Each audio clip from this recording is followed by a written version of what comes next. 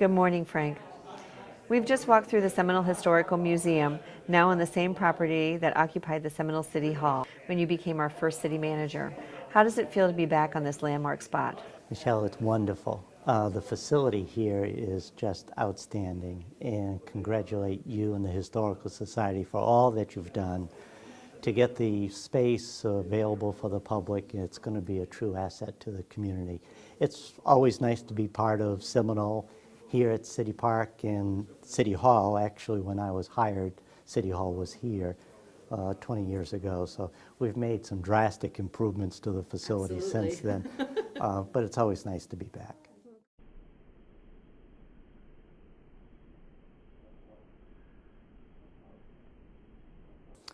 Well, when I first arrived in '95, certainly wasn't what you see today. The park was somewhat dilapidated. There was an aviary that needed some work. We had some birds running around the park. The bandstand was a wooden structure that Public Works did many years ago and needed some help. But once we redesigned and reconstructed the park, it's just a great setting to sit out, look over Mears Pond, hear music during the fall, the music series. That would probably be a special spot.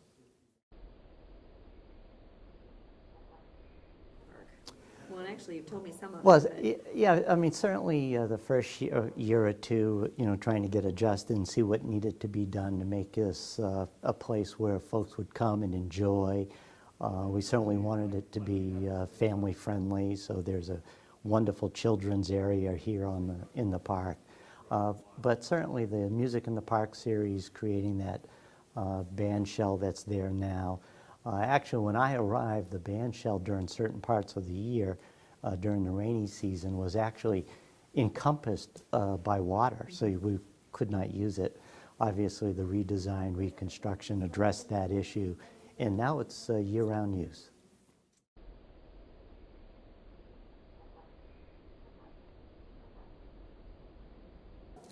It was pretty cramped, it served its purpose for a number of years, but as the city became more professionalized, it was obvious that over time we would need some space. The circumstances of us relocating, we just didn't envision at the time with the partnership with the college.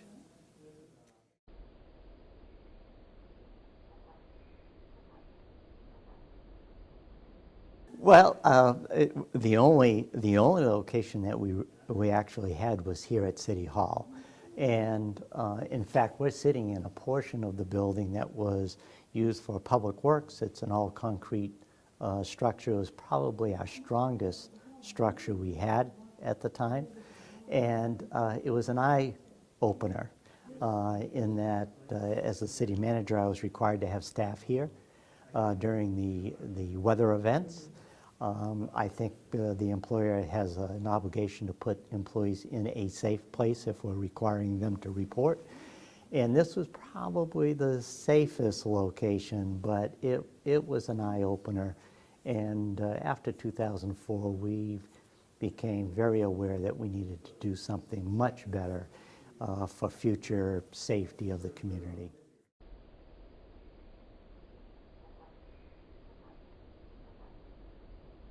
It did.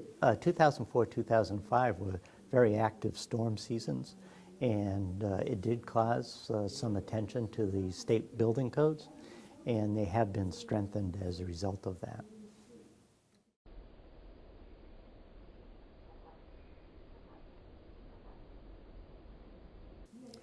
Yes. The two Public Works facilities were our two post hurricane seasons, the 2004, 2005 events, where we decided not only to do solar, but also to construct those facilities to Category 5 hurricane storm strengths, which presented some unique design challenges to make something that's essentially a fortress, but also include in that solar as well as energy efficiencies. And we were successful in doing that in the two Public Works buildings located on 70th Avenue, In fact, the Public Works facility building that's located on the south side of 70th is the first platinum rated building in the United States. First platinum public works building in the United States. It's the most energy efficient rating you can achieve. And the Public Works Administrative Building just on the other side of the street has a gold rating, which is the next level of energy efficiency that you can achieve.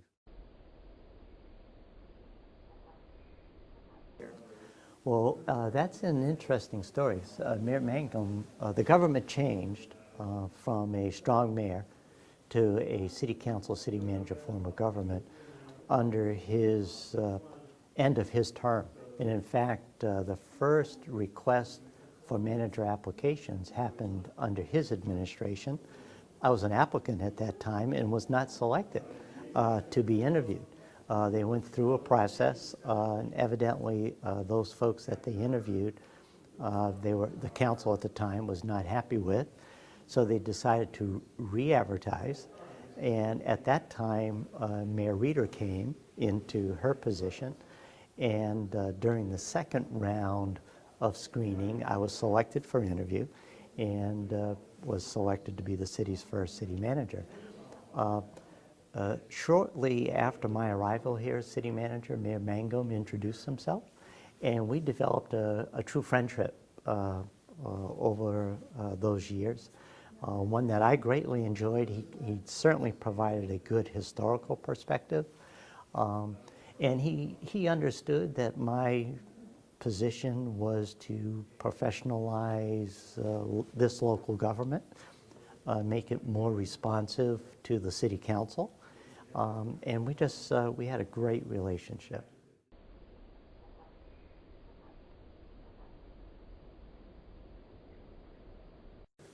Well, Fred the Cat was, the way I prefer to look at it is that Fred the Cat allowed me to share his office space. Not that, he pretty much had the run of the City Hall as well as Public Works. And truly became the building mascot for many, many years. And I can recall at least two separate TV news channels coming in and doing a piece on Fred. And the staff really enjoyed his presence. Very independent, came and went as he saw fit. But it was just a unique feature that made our facility a little more pleasant.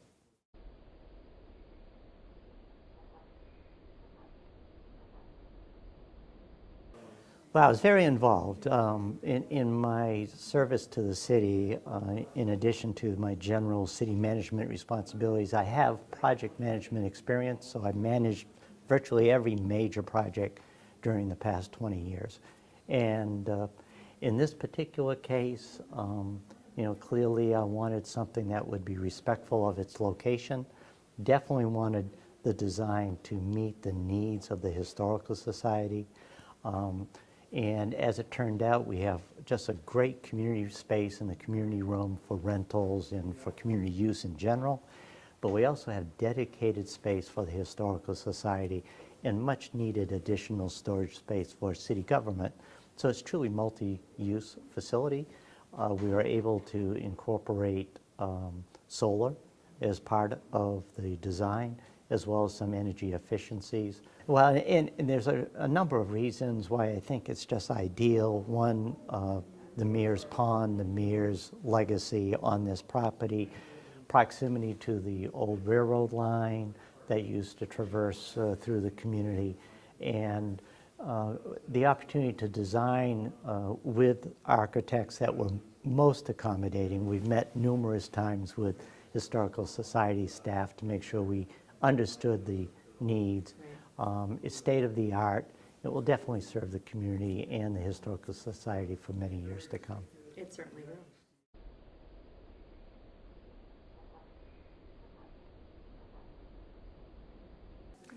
Well, the project was very interesting. Once St. Petersburg College, at the time St. Petersburg Junior College, decided to build their campus, the Seminole campus, on property that they had acquired many years before, it became clear to them very quickly that they needed to provide library services to their students, whereas right across the street was the city's library. It did not make much sense to have two libraries in such close proximity, and some economies, we feel some economies could be made not only for the college but also for the city by partnering. And it was a task to get the elected officials to embrace that concept. Nationally, I serve on an ICMA library advisory committee. Nationally, libraries mean a lot to a community, probably more so than any other facility. And the thought that Seminole was going to give up their library that they built not long before that discussion was a task that we had to overcome. And with the help of the library volunteers and some folks that really saw the vision and the value of a joint use library, and the council conducted a citizen survey. They were so concerned not to disrupt the sense of community that a library brings. And after all said and done, the council voted to go forward with a joint use project. We then began to plan extensively of what that was going to look like. And more importantly, we negotiated an agreement. Myself, Dr. Oliver was the provost of the Seminole campus at the time, some rather extensive negotiations, sometimes not all that pleasant, but the proof of that effort is today, whereas many years later, that document, that joint use agreement, still lives, has not been modified, and has allowed that facility to serve not only the community, but the students at the college with relative ease. There's been little bumps in the road, but we've been able to address them all within that agreement. So that agreement was significant.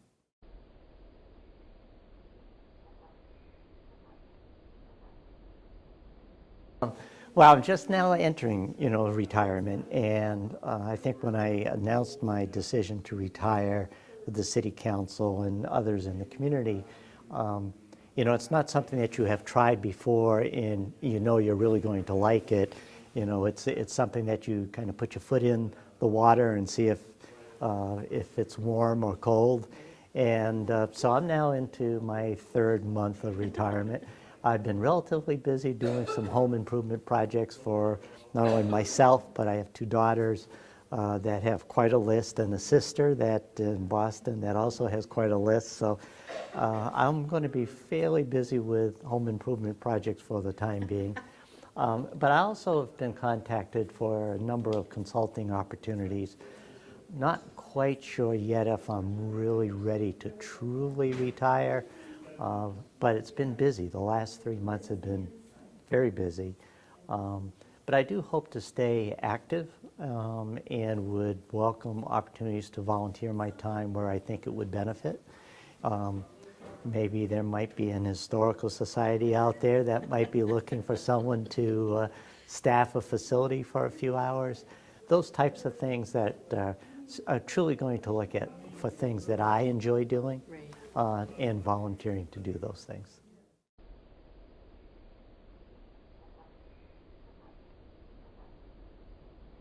The transition has just been outstanding, almost overwhelming. I've made presentations to the Historical Society when we provided a room or two at the Recreation Center.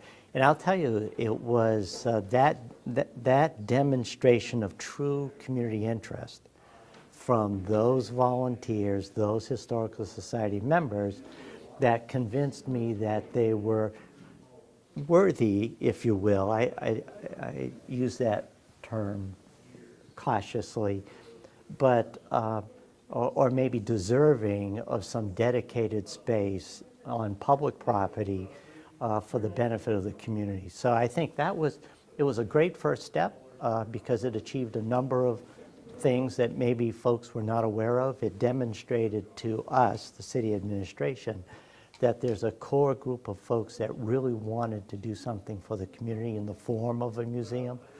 And I'm just thankful that the stars lined up that allowed us to do this at really no cost to a Seminole taxpayer, build a wonderful facility that's going to serve the community for years to come. And I just think the society has demonstrated once again that they're truly interested in doing what they have said they wanted to achieve. And this is a great first step. It is a wonderful first step. We're tickled to be here. We're thrilled that you were here to spend a little bit of time with us Thank this you. morning, answer our questions, and we do hope that you'll come back and visit us. For sure. You can plan on it. All right. All Thank right. you very much, Frank. Thank you.